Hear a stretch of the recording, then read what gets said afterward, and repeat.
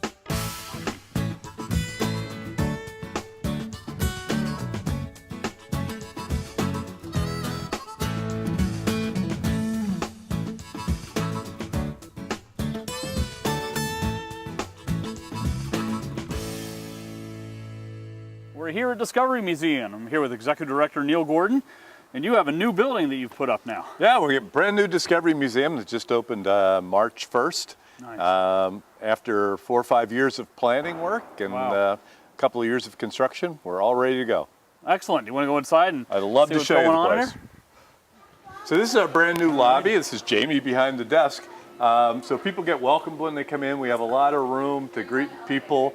We have a gift shop, a little vending machine so people can get something to eat, and a place for families to snack right here in the lobby as well. Excellent. One of the things that we pride ourselves on is being sort of fully accessible, and as part of that we made sure that our brand new elevator is right in front and center in the new building so people can access that as well.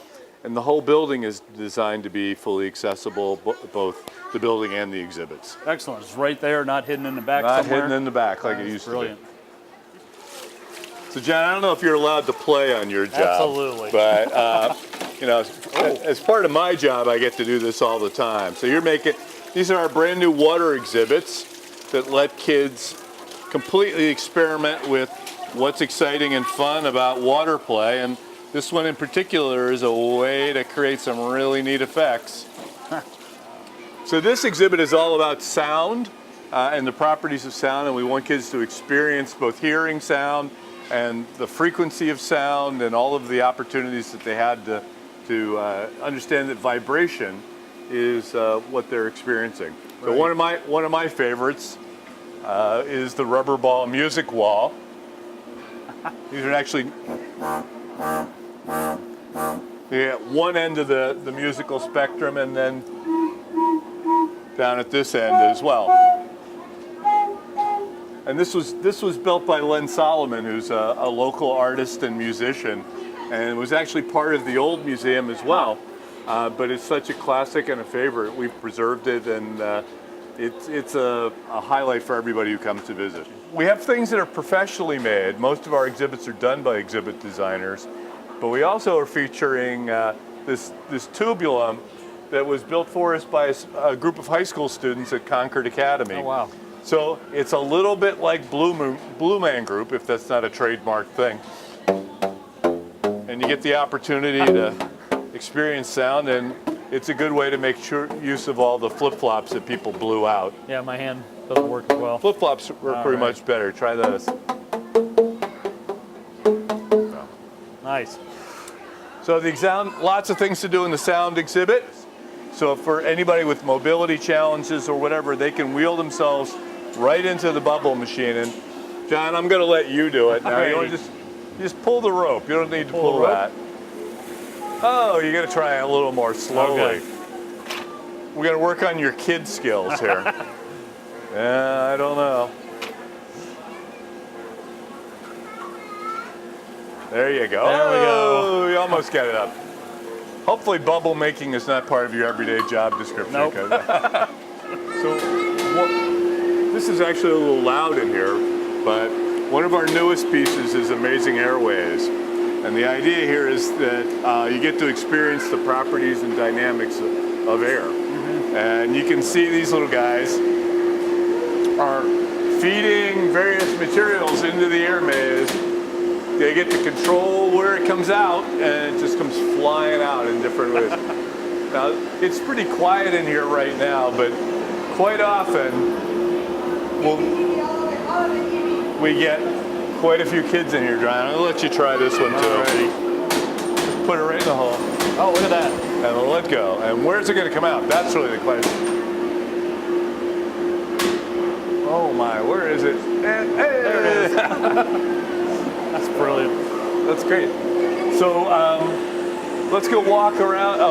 One more thing here on the first floor. One of the things we're able to do in our new building is we've been able to create a space that allows us to have changing exhibits. And this is our Middlesex Savings Bank Community Gallery that right now is featuring an exhibit all about construction.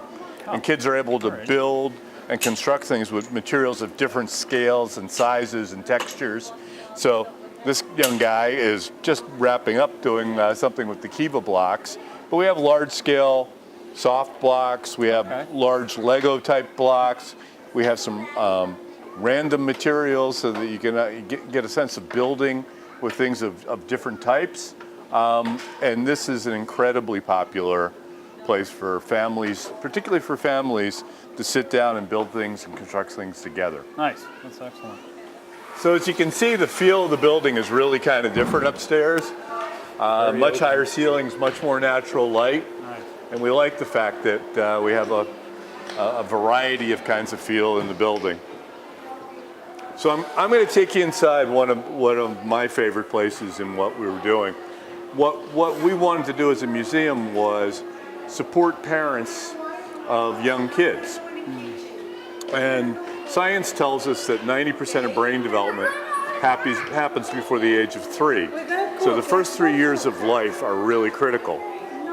To that end, we built this exhibit called Brain Building Together that's really focused on parents and their kids 0 to 3. And so you can see it's kind of gated a little bit because we really want to have just younger kids. And it makes it safe for the kids who are in there to just freely explore. So we're outside now at yet another new attraction the Discovery Museum has. Yeah, this is Discovery Woods. Discovery Woods is a nature-based playscape. It's a way for us to get kids back outside. And one of the features of Discovery Woods is the treehouse. Now, specifically, we designed the treehouse and all of Discovery Woods to be fully accessible. As I mentioned before, accessibility is an important part of our mission, which we literally live out in kind of two different ways. One is sort of the physical accessibility of the building and the exhibits, and the second is to make sure that we have events and programs that really are more available to families with kids with different challenges. Families with kids on the autism spectrum, or kids with hearing loss, or kids with vision impairment. And because of the renovations we've done progressively, kids who have more physical limitations as well. And so it was important for us to build a fully accessible treehouse, which means there's a level ramp that allows people who need some physical assistance to get into the treehouse. But let's walk out the ramp. It's a nice way to get there. Nice. The treehouse was built for us by the treehouse guys, and they've built 60 or 70 fully accessible tree houses around the country. They've built tree houses in about 29 of the states. Their goal is to get to all 50. And much of the lumber that you see both in the walkway and in the tree house was actually from trees that we harvested and milled on site. Oh, wow. Okay. So, this is our wood in our tree house. Look at this. So when you come inside, you get a feel for, the structure is pretty whimsical. There aren't a lot of straight spots in the tree house.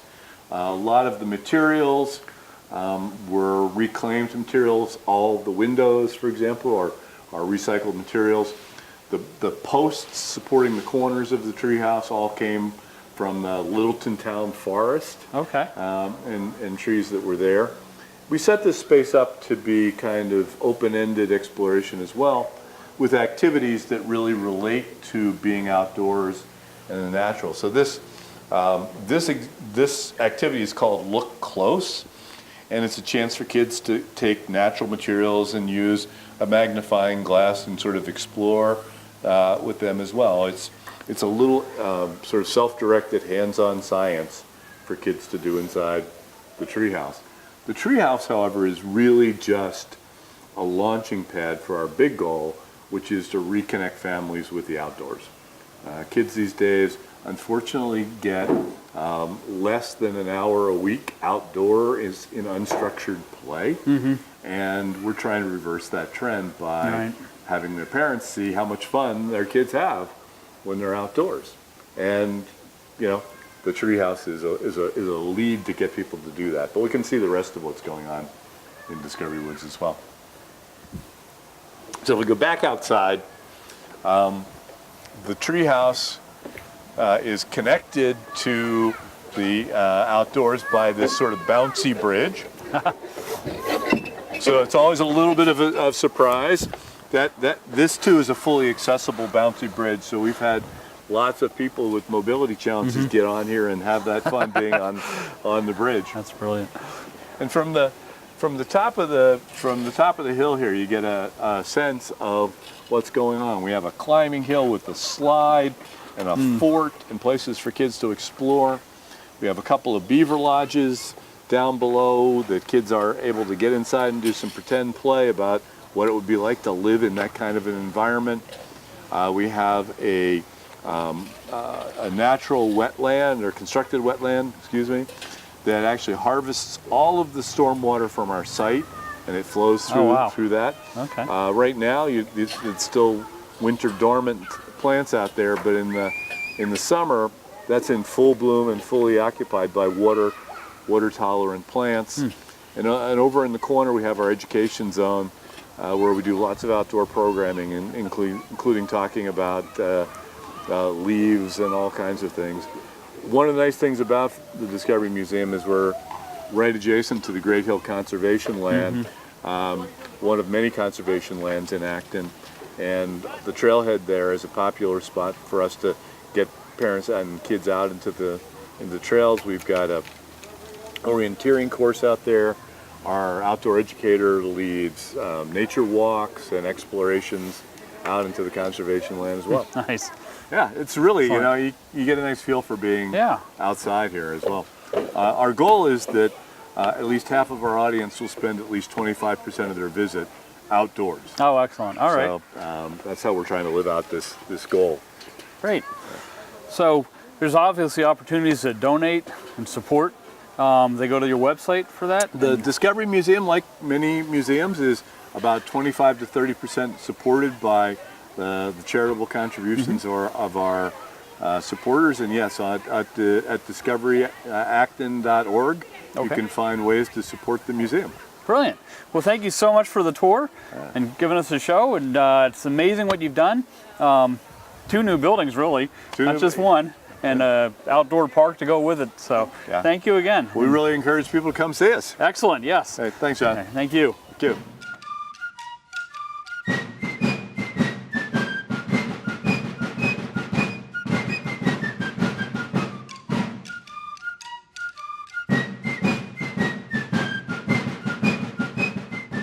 Welcome back. We're at the Colonial Inn in Concord, Massachusetts, and I'm here with Shannon Sinnott, who's what is your position here? I am the Senior Catering and Sales Manager. There we go. We do all the event planning, all the wedding planning, meetings, birthdays, anniversaries, really any excuse to celebrate. And I'm also the usual go-to kind of tour guide, ghost story guide. And you know a lot of the history. I know more than history than anyone else that works here. So great. I'll So take we're it. here in the main lobby? Yes, this is our front lobby here. We were originally founded in 1716, so we turned 302 this year. Oh, wow. So we'll be able to show you some parts of that original inn, some parts of what's been added on since, and give you some of the history and good stuff all in between.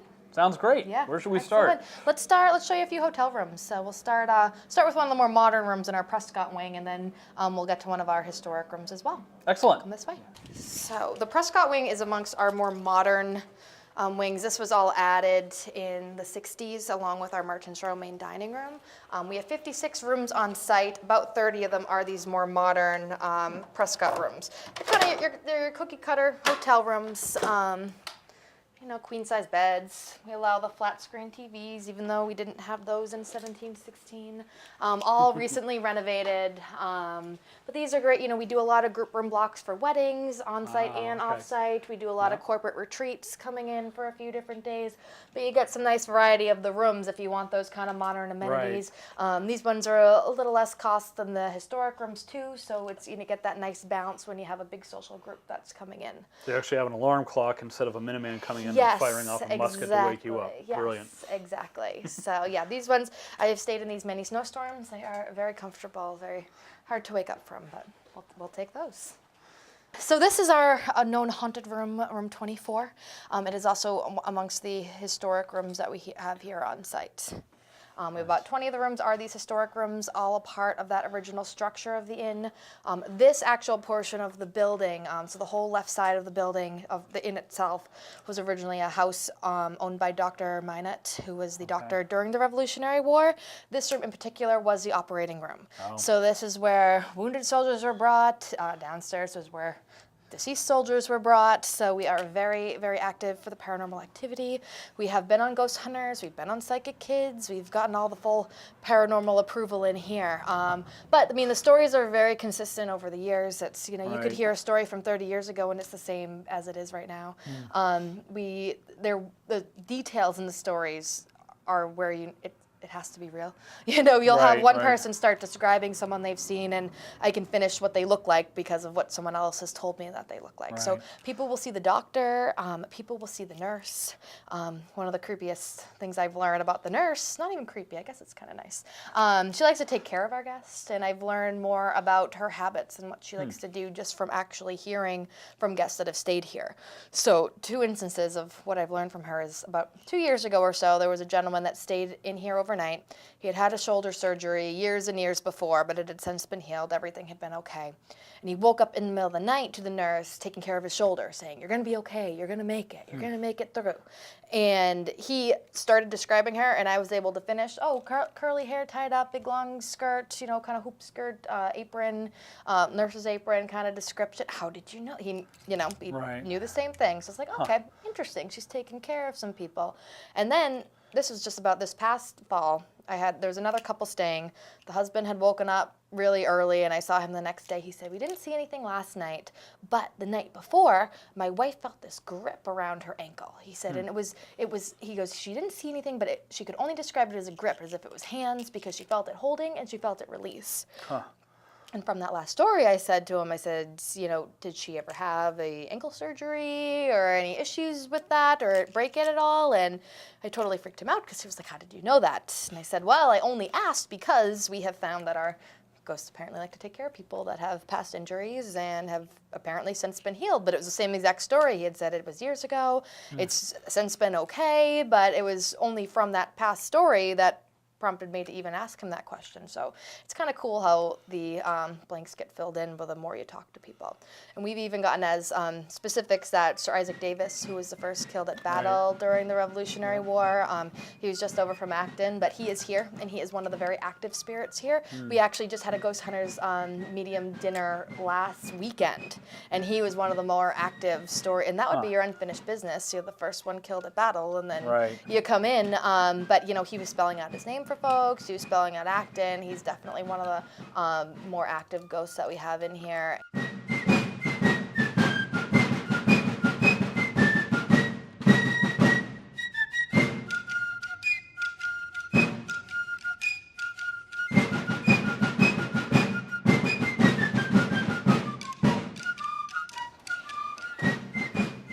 So what do we have here?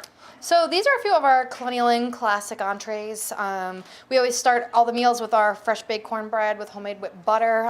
That goes to all the tables there. But then these are two of our staples, our chicken pot pie and our Yankee pot roast.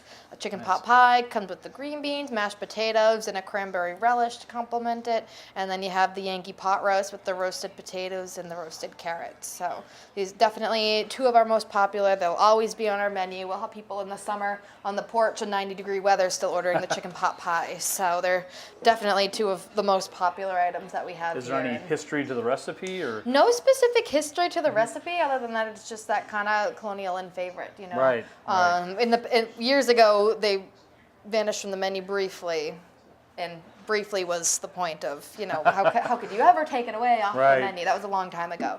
But, you know, they've proven their point. They've proven their staple. I mean, I'll even do events that kind of want that New England fare theme, you know, smaller weddings, and they'll want to serve the chicken pot pie and the pot roast as their entrees because it's your New England classic fare, and it's kind of just authentic for what we're actually known and some of our best meals that we make. Yeah, something about it that says they've been eating this 250 years ago. Yeah. You know. Yeah. Not this good then. Well, that's true. Yeah. So now we're in the Liberty Dining Room? Yes, this is our Liberty Dining Restaurant here. Same menu as our Merchants Row. It's kind of more of a pick your atmosphere kind of thing. So everyone likes this when you get the front view, natural light right out on the square. But this room in particular was actually the whole doctor's office during the Revolutionary War. Okay. So as part of room 24 that we had showed you, this was the main area for that doctor's office. So are we underneath room 24? We are kind of diagonal from it. It's Okay. kind of like right over this way. But this was, again, all part of that original structure of the inn, all part of the Minot House, and all in all together here. But definitely stays very popular once the porch is open too. This one, you know, it stays bright and busy in here all the time. Excellent. Very nice. Nice little one. And so now we're in the Merchants Row dining room? Yes. Is that correct? So this is our Merchants Row dining room. This is where we serve breakfast, lunch, and dinner 7 days a week, all day. Every Sunday, we do our Sunday brunch. This is where we take the reservations for in this room. This room is also where we do our larger weddings. So we can do weddings for up to about 110 guests. Oh, wow. Okay. These rooms actually all open up into the rooms that are here. So you get even a more extended space as the rooms connect. So we build a dance floor, we'll build you a bar, you know, set it more formal for banquets with faux linens, but a lot of big events, weddings, anniversary parties, birthdays. Even we next week we have a few corporate meetings that are renting the whole dining room because they kind of like the ambiance and the space for it. So usually for the restaurant, but it works out well that we can rent it for the private events also. Nice, very nice. Yeah. This is good open space here. Yeah, nice open space, natural light in the windows. This whole wing was added on in the 60s. Some of our more popular former guests that used to come in, one of our tables in the corner was known as the Jackie Kennedy table. So Jackie O would come when her daughters were at Concord Academy, and that's the table that she would like to sit at. But John Wayne, Shirley Temple, a bunch of them, they all like to sit at that table there. And then even in more recent years, you know, we've had Chris Evans, Captain America, Bryan Cranston from Breaking Bad, Bruce Willis was here last summer, Nancy Kerrigan was here a little while ago. A few years ago, they were filming a movie in town, and Jason Sudeikis, Joe Manganiello, Blythe Danner, Deanna Agaron, a bunch of them were here for about 5 weeks. And they'd stayed in our extended stay, but they'd come in for breakfast, they'd come in for dinner, you know, they'd dine just like normal people, and they'd go to the tavern for music every Wednesday. So, you know, it definitely gets that kind of, you know, old and new, kind of well-known folks in, and that's just a few I can think of off the top of my head, let alone everyone else that likes to kind of come in, and whether we know it or not. But definitely one of our most popular rooms. And this is also where we do our popular holiday brunches. One of the main rooms. We serve in all the historic rooms on the holidays, but this is, you know, the main reservations that they'll take for that too. Okay. So Forge Tavern. Yes. Music, trivia nights, you do all sorts of stuff They do it all. This is definitely one of our most popular rooms. Unfortunately, not available for private rent because it is so popular. We do trivia every Tuesday nights, live music Wednesday through Saturdays. But you know, it's still busy on a regular old Monday night when there's not music or trivia. So definitely one of our most popular rooms that we have here. Same menu that you can get in Merchants Row in the Liberty. Same menu in all of our restaurants. So again, it's that kind of pick your atmosphere for which restaurant you prefer to dine in. And this definitely has an atmosphere Definitely to it. has an atmosphere. I feel like you walk back 300 years coming in here. Yes, exactly. So this is definitely stays busy in here. I'm lucky we're able to even get in here right now while it's a little on that quieter side. A little bit of a crowd already this early in the afternoon. Yeah, exactly. But yeah, this is the tavern. We have Sam Adams made us a special Colonial Inn ale, the Colonial Inn 1716 ales. So I figure get you a couple tastes of those, see what they made special for us. So can no argument there. like that. All right, that's what we'll do.